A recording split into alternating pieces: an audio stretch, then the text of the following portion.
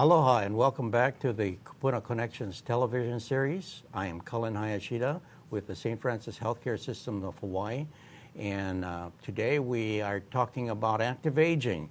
Active aging with Chief Lee Danahue, and this will be an opportunity for him to share some information and some highlights with regards to his perspective with regards to what active aging is all about. Welcome, Chief. Thank you. So perhaps you can I think most people know who you are, but so maybe we should begin by just sharing a little bit about your life prior to retirement, and maybe tell us a little bit about what sorts of work did you do besides, obviously you were with the police department, but is there more? Well, born and raised in Honolulu. Okay. And I graduated from McKinley High School. I got married when I was 18.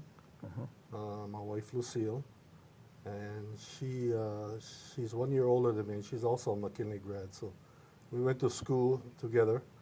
And from there, I went to work as an apprentice in refrigeration and air conditioning. But I was always interested in either becoming a pilot or a police officer. So I had a chance when I was 21 to apply for two departments. One was Honolulu, and the other one was Los Angeles. Los Angeles was down here recruiting for officers. So I took the tests, and I passed both of them. So we had to decide where we're going to live, so we decided to stay in Hawaii. And then I went on into the police department in 1964. And I worked through every rank there is, serving 40 years in the Honolulu Police Department. Wow. And finally retiring in 2004. Okay. Yeah. So how about sharing a little bit about your highlights working in the police department? Well, of course, everybody goes through your recruit class, and then you go into all the basics of, being a patrol officer, going out, walking a beat, and then you go through different types of assignments. And one of my assignments was in communications. So I worked in the communications division, and I eventually got reassigned back out to Pearl City, and I was living in Pacific Palisades at that time. So, and so I served about 1/3 of my career was in Pearl City and Waianae. That was a combination of both districts. Now they're separate districts. So, but. I did serve the Pearl City area, and then I also came back into Honolulu, and I got promoted to detective, and I served as what they call right now is a NCIC, the crime scene investigators. And so I did that, and then I did that for about 5 years. Went to school, got my education, and then I went on back into the field. And I got promoted to lieutenant. Then I went on in the lieutenant position. I got assigned to narcotics vice, and we started Green Harvest, what is known as Green Harvest today. I remember those. Yes. It was, trying to take out all the marijuana that was illegally grown. So that was really an interesting time in our career. It was demanding, and it really had. And then I went on into. I got promoted to captain, back to patrol. Then I went into internal affairs, served in internal affairs, and it was a very good learning process for me, because you saw another side of the department that you don't normally see. And then from there I got promoted to major, and then on up into the ranks. And when Chief Nakamura became chief, he asked me to serve with him as one of his assistant chiefs. So I did that with him. And then when he retired, I replaced him as the chief. Oh, I see. Gee, I recall going back to Chief Danahue. It's as far back as I could Yeah, recall. when I came in, he was a chief. He was the chief, okay. Yeah, so I mean, I guess that was the start when I kind of remember the police department. But so as far as having retired and, going through this transition and trying to search for an encore career, tell us about that process. How was it like? Was it easy? Did you have some challenges? Did you think about it even before you made that move? Well, I think when I made my 25 years service, as a police officer, you can retire in Honolulu with 25 years of service. That may have changed now a little bit, but basically when I made 25 years, I started thinking about it. But I wasn't ready. I still wanted to serve. I was still having fun, on the job, and I enjoyed it. So, and then, I got promoted again and again. So, you get new assignments. So Right, your mind's always changing, at least more yeah, challenging and so, stimulating. And then all of a sudden, but you're still thinking about retirement, and you're always keeping your eyes open, and you watch your friends go, and some of them, most of them are very happy when they leave. Some of them are not, because they weren't ready to retire. So when people ask me now, I always tell them, make sure you're ready to retire. That you're really ready to retire. That if you had nothing to do every day of your life for the next 20 years, that you'd be really happy with that. And if you'd be happy with that, then retire. You're ready. But if you're not, then you have to think about what do you want to do, because in most retirement systems, there's probably enough money for you to survive. Right. There'll be money coming in. Like I belong to the state system, so Yeah. there was going to be enough money coming in, Right. but not a lot of extra money. So if you wanted to do these extra things that you want to go on and do in your life, you want to travel and give money to your kids and help with the education of your grandkids, all these extra stuff, you're probably not going to make it on just your retirement. So you have to think about what else you want to do. I was fortunate in the sense that as soon as I announced my retirement, I had calls from friends that wanted me to come work for them. So, and it was in the security field. So I did. When I retired, okay, this is it. I'm going to go. And when I did retire, I did go to work in the security field, and I'm still working there today. I've been retired now 12 years. So. And you're still employed in the Yes. security field? Yes. Oh, okay. All right. Yeah, so I work, I started with call security, and then I'm now with Securitas. I'm the director of security for Securitas. And then I also have my own private investigation business that I do. And then I also have the martial arts that I do. So the martial arts is pretty much my passion, something that I grew up with. When I was 14, I started in jiu-jitsu. When I went into the police department, I went into the police judo team. And then I went into karate from there. And I've been with karate ever since. Now, karate, though, is that paid employment? No. No, Well, that's I have my own school. Oh, okay. I have one school out in Danahue, but it's just enough to pay the bills for I the see. school. Yeah. And then I do kickstart karate, which I've done since we've been out there since 1988. In 1994, we created.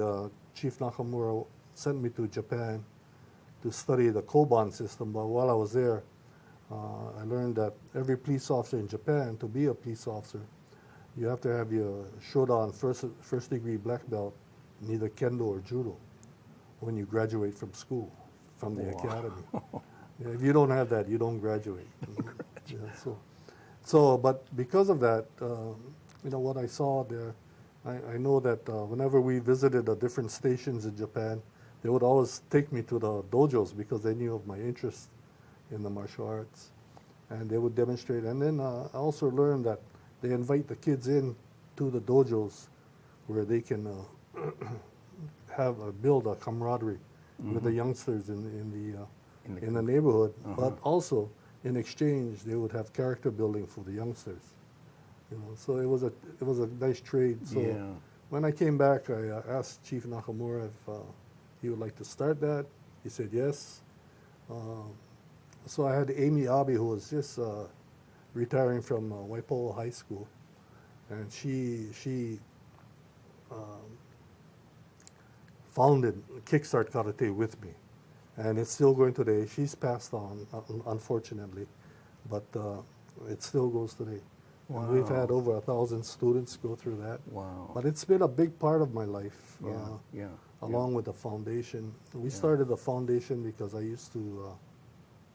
Well, what I wanted to sort of circle back to was after you retired, you didn't stop working in terms of paid employment. You were able to find a kind of a second act, an encore career in a sense with paid employment, given your skills. Yeah. Right. And when you continue to do that for a long time now. Yeah. So it's one way in which, and this is not something that you find that you have to do. You do it because this is just enjoyable. Yes, I like. I like working around my house to a certain level, and then after that, I either pay my grandkids to go do the work, or my son or somebody to do the work, because I can go out and go work and make money to pay them, so I don't have to get saddled down with the work at home. Yeah. Well, one of the big things I think my doctor shared with me when I was retiring, he says, one of the big things about retirement is that you want to live long and you want to prosper. Yep. So I took that. I always kept that in the back of my mind. So whatever I did, I did with the intentions of, just living long, enjoying life, Yep. and prospering. The police department was very good to me. Yep. I served 40 years. Right. It was an honor to serve this Right. community. Right. And I have no regrets. Yeah. The only regret maybe if I could still go, but it's a young man's game. Yeah. It's a young man's game. So Yeah. it was time for me to leave. The leadership was ready to ascend. Yeah. And I did 40 years, and That's an incredible contribution to the community. So, and then because of all my contacts in the community, I'm still involved with. I was serving on about 12 different nonprofit foundations, but I'm now serving on about 8. Besides what else I do. So you're very involved and continue to be engaged in the community. Let's talk a little bit about your work with the Police Foundation. How did you get involved with that sort of? When I was a lieutenant, I joined what they call the Honolulu Police Relief Association, and that was created when the Honolulu Police Department was created in 1932. And it was to provide insurance for police officers, to provide for grants for the members, and one of the big funding methods that they had, and for many of our age would probably remember the kickoff of the football season in Honolulu used to be the Honolulu Police football game, with all the all-stars would come in. Yeah. And we'd sell tickets, and the money that we derived from that went to pay for our insurance. So when I became a lieutenant, I had a chance to get elected to serve on the Relief Association. So I did, and then we eventually became the president of the Relief Association. But the Relief Association was not a 501c3. It was a nonprofit, but it was a 501c4. Which meant that if anybody donated to us, they couldn't claim the money for their taxes. So in 1996, we created the foundation, a 501c3, so that people who want to give monies to the police department for all the good work they do, they can give to us. and they get a tax write-off also. Tax write-off. Yeah. So I that's see. how it all started. I see. And today, what sorts of things does the foundation support? Our mission is threefold right now. One is to provide for scholarships for college-bound youngsters. Not youngsters, anybody that's college-bound that applies. Not necessarily interested in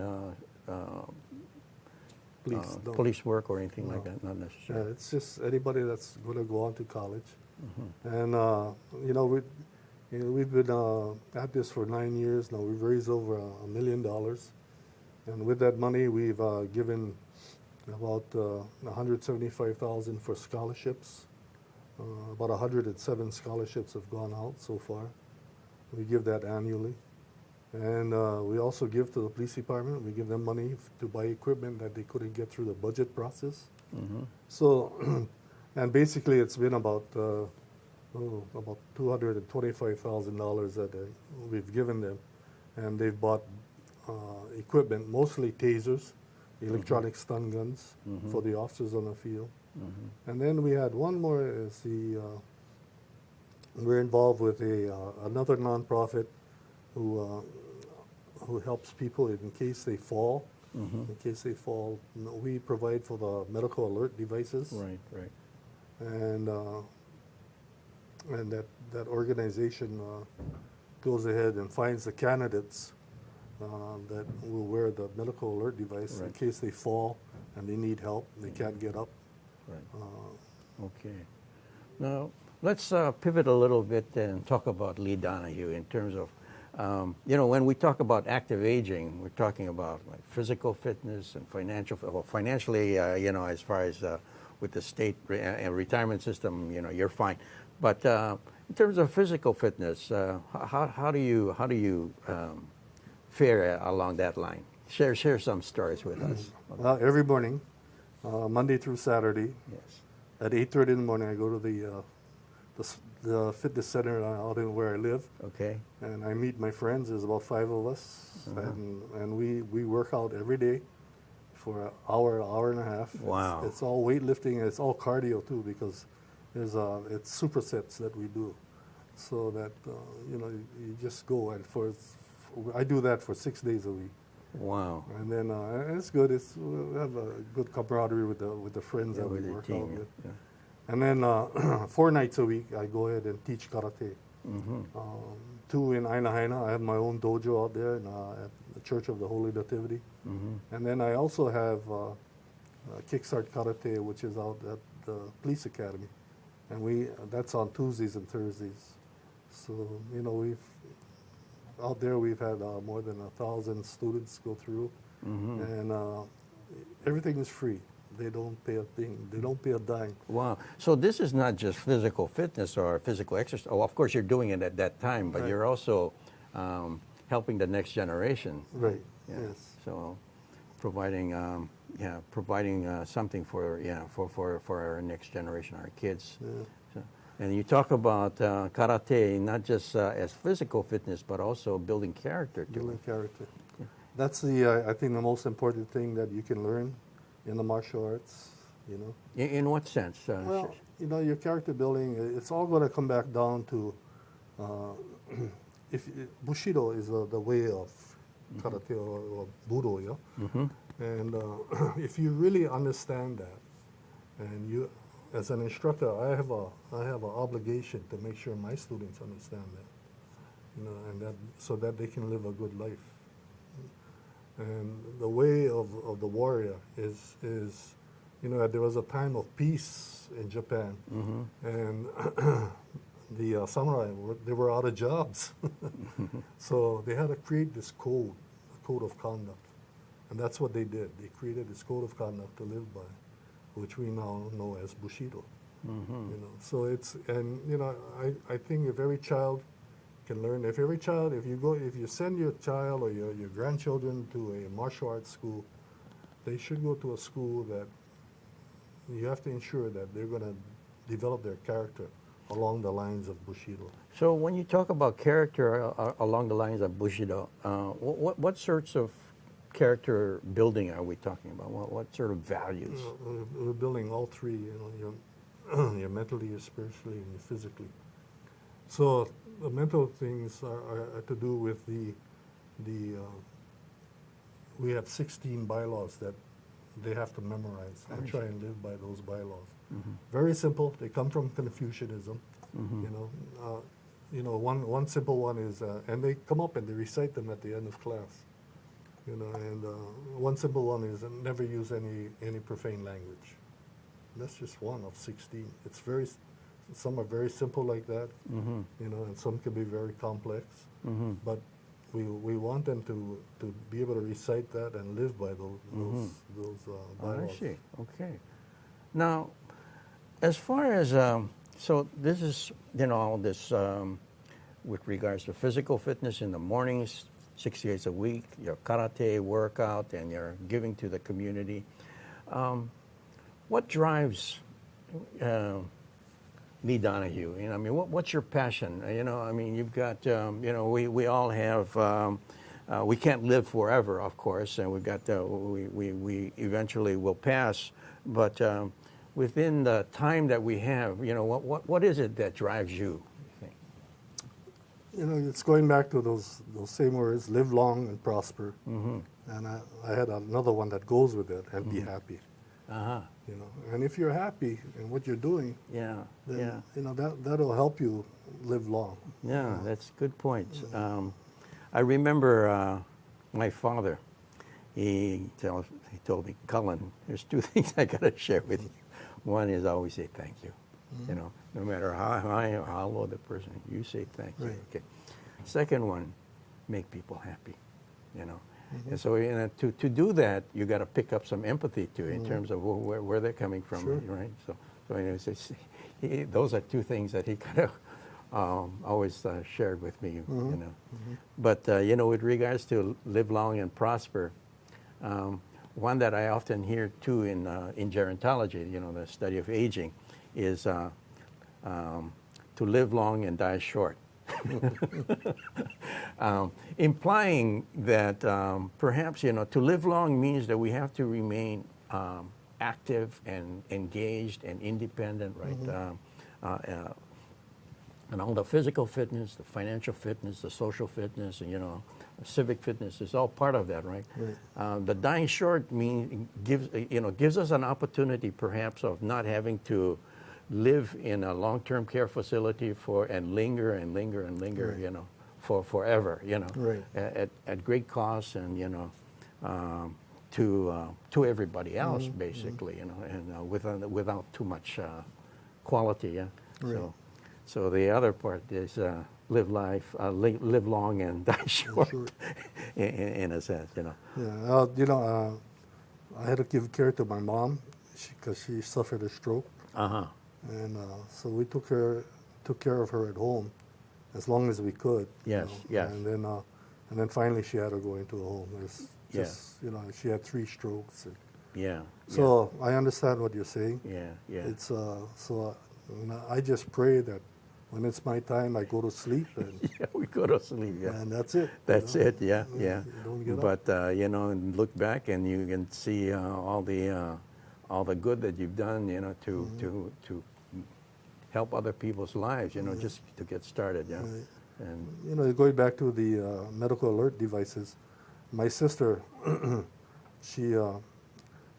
normally she was living alone here in Honolulu, and I would check on her, and then usually on weekends I'd go take her shopping or whatever. But this one weekend I was away, and she went down on the floor, and she was on the floor for 3 days, calling for help. And finally somebody heard her, and they broke into the apartment, and she was able to get to the hospital, but she suffered a stroke again in the hospital, and then she passed away. So I always thought that that's what kind of prompted me to try and get a medical alert. We find people who provide those. That's true, and it's so difficult, with everybody working nowadays, and mom and dad, or our older friends and relatives are just not going to be able to have somebody around all the time, 24/7. Yeah, so that's going to be important in terms of just getting help from this kind of new technology. I guess one of the last things I wanted to ask you was, we covered a lot of things and shared a lot of important aspects about yourself. If you had to leave one, say, tip for our viewers out there, what would you tell them? Our seniors, for example, our pre-retirees, or our early retirees who still have got a lot of juice in them, what would you tell them? Well, first of all, if you're still working and you're contemplating retirement, make sure you're ready to go. Make sure you're ready to go, because it's a cruel world out there once you get out there. If you're not No prepared. income, yeah. And and make sure that financially you can afford it. And that your health is good, right? And you want to keep your health going. So you want to be active in physical fitness programs, and there's many different types. Many types. But you want to keep yourself physically fit so that you can move around, because even just traveling, people like to travel. They say, "Oh, I want to travel when I retire." It's not easy to travel when you get older, Absolutely. So you got to be physically fit. You got to be physically fit. You want to go to Japan. They're going to take you up to the temples. Yeah, Now a lot of walk up the walking. stairs. Yeah. So there's you have to be prepared. Yeah. So prepare yourself for your retirement. Okay, those are good points. Okay, well, that's about all the time that we have, and this has been with Chief Lee Danahue on active aging. So thank you very much for watching, and see you again next week. Aloha.